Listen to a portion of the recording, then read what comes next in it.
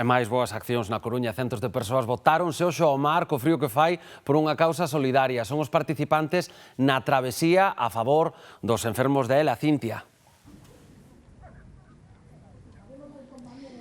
Si así volve a 13ª edición da Travesía Solidaria aquí ao Paseo do Parrote, un evento de natación en augas abertas que se fai en homenaxe a Fran Otero, que foi un referente en dar visibilidade a persoas con ela. Hoxe aquí participan 200 persoas e teñen para escoller dúas modalidades, ou ben de 400 ou de 1000 metros a nado. Tamén se recaudaron máis de 3.000 euros en fondos que van destinados para a Asociación de Esclerose Lateral Amiotrófica e tamén para apoiar as persoas con ela. Non todo é diversión, senón que os organizadores tamén fan un chamamento a concienciar en que hai que invertir en máis investigación para tratar esta enfermidade.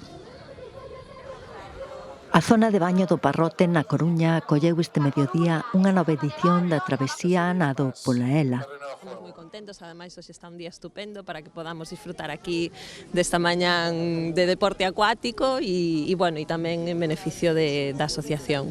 Protegidos ou non con traxes de neopreno, os participantes neste evento solidario podían escoller entre nadar 400 metros ou alongar a travesía ata os 1000. Vimos toda a parte do equipo e vimos a facer unha actividade conxunta e ademais se podemos colaborar con unha boa causa, pois é o importante. Participamos mi hermano y yo porque tenemos un par de amigos afectados y bueno, como solidaridad y demás siempre la intentamos hacer.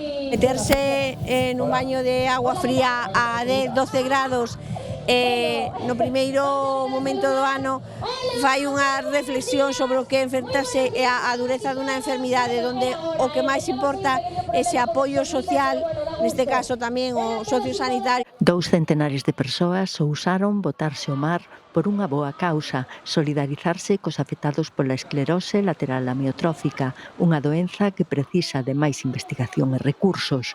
A Asociación Galega de ELA atende máis de 160 familias.